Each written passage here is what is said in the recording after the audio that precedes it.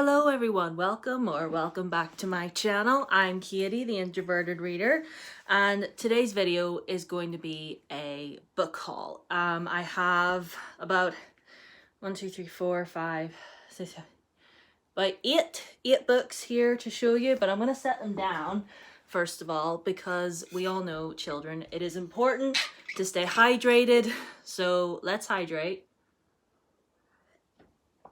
And let's haul some books, shall we? Hold on, careful. I'm still trying to be really careful because this tripod is broken. So anyway, so some of these are, like 3 of them are pre-orders. I'm still waiting on a pre-order coming in. Bloodmark by Tracy Dion. I'm still waiting on that coming in. I've been told that it's on its way. She has not arrived yet, but yeah, whatever. Show must go on. But anyway, I probably showed this in a video a couple times, but I'll just show it to you again. Amari and the Great Game by B.B. Alston. This is the Waterstones edition with the sprayed edges, and it's signed by B.B. Alston as well. I'll just show you under the dust jacket as well. Lovely purple, sparkly beautifulness. I don't really like that thing where it's like sparkly here and on the spine, but then on the back it's just plain. Like, I don't know why you couldn't put a couple sparkles on the back. Why do you do that? Anyway, Amari and the Great Game, sequel to Amari and the Night Brothers. I'm super excited to read this. It's a middle grade series about this young girl whose brother has been missing for a couple months, and she believes that the organization that he worked for has something to do with it. Like, it's all very mysterious. But then she gets a message from her brother being like, oh, here, there is a suitcase in my closet, go and open it, everything you need to know is in there. And she opens it, and then the organization that he worked for gets in touch with her, and they're all like, do you want to come in and, you know, train with us? And she says yes, because, you know, she doesn't really have that much happening. She's being bullied a lot at school by these really racist little, these horrible little racist little teeny boppers. Anyway, and she, you know, she goes in there because she's just like, I need to find out what happened to my brother. So that's the premise of the first one. Obviously, can't give you a synopsis on this one. It would be spoilers, but I'm super excited to read this. I hope to read it very, very soon. The next pre-order that I have is The Atlas Paradox. Finally, I can't believe that I'm holding this in my hand. I'm genuinely so shook. This is the Waterstones edition, obviously. It has this gorgeous stenciled edge. Like, look at that. That is so trippy. Like, the detail on this is absolutely insane. I missed out on getting the Fairy Loot edition of this because I got the email about it before I went on holiday, and I was like, listen, I can't be buying books right now. I have a holiday to prepare for, so I just got the Waterstones one. But like, it's so, like, it has the sprayed edges. Obviously it's not signed, but look at these creepy ass end pages. Like, are you kidding me? Like, that's so like creepy, but like super stunning at the same time. Like, it literally looks like a still from like American Horror Story, or like look at that. Hold on, I'll move the flap out of the way, but look at that. That's crazy. Like, I'm super excited to read this. Obviously it's the sequel to the Atlas 6. I believe it's going to be a trilogy.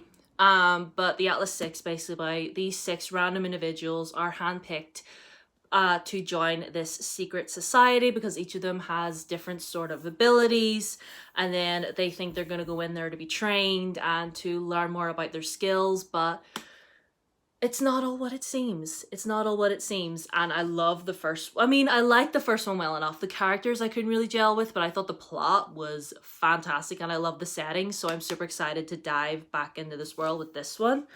And the next pre-order that I have, I'm super excited about. Kingdom of the Feared by Carrie Maniscalco. I'm so, like, the way this matches my outfit, like, anyway, like, this is the 3rd book to the Kingdom of the Wicked series. It's exclusive edition, as you can see. It has sprayed edges. I don't have the exclusives for the other 2, but whatever. I just saw this up for pre-order and just had to grab it. I was just like, mine. But I'm so happy that this is finally here. And as much as I want to dive in and read this right away, I think I need to reread the first 2. Excuse me, I think I need to reread the first 2 so I can refresh my memory on some things, because there's a lot that I really don't remember. I remember loving them, obviously. Like, I gave the first one 5 stars and I gave the second one 5 stars. So this one has to be 5 stars as well. Hopefully. But I'm super excited to read this. So I'm going to get the other two. I'm going to reread the other two, and then I'm going to dive into this one. Please, if you have read this, no spoilers. Please don't tell me nothing about this. I want to go in completely blind. But I'm so... Oh, you have no idea. You have no idea. Like, I'm so excited. Anyway, so the next couple are ones that I obviously bought myself. Well, actually, this one, there's a little bit of a story behind this one.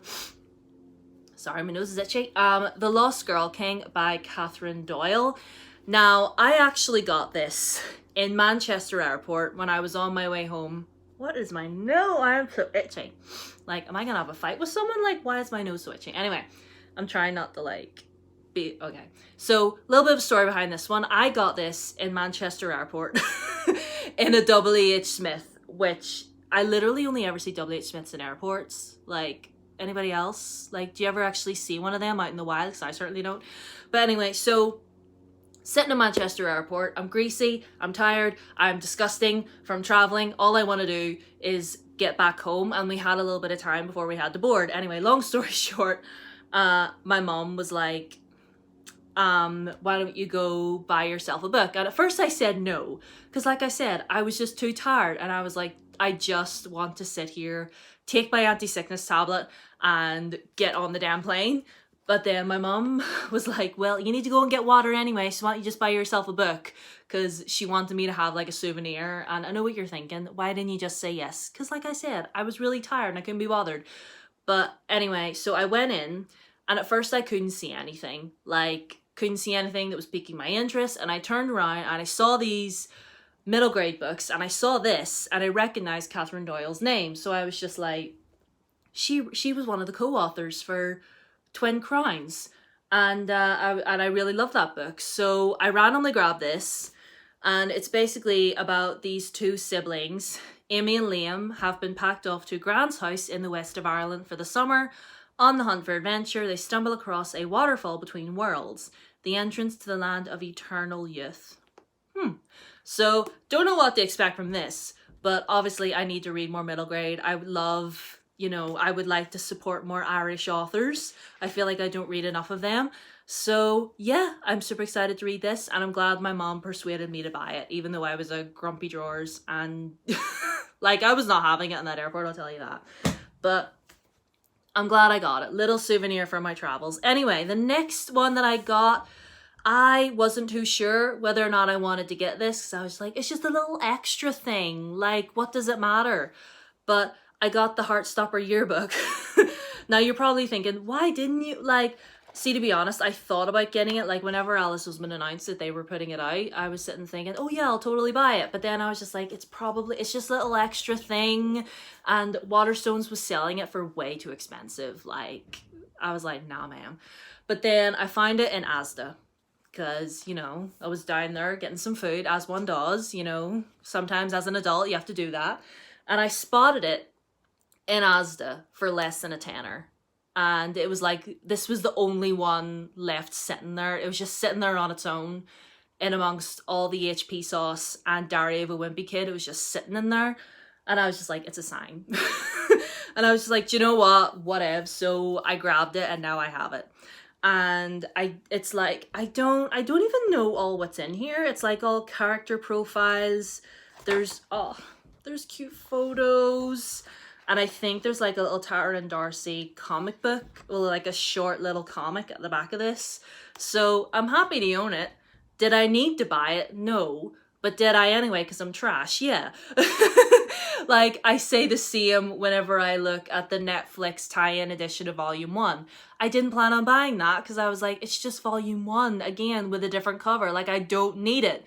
But in the end, I ended up caving, and I got that anyway. It's out there. I don't have it here, but I have this now in my possession. I'm glad I do, because we all know, okay? I'm trash for this series. Anyway, so the next three, the last three that I got, I got in Waterstones, because that buy one get one half price table, it's the actual devil.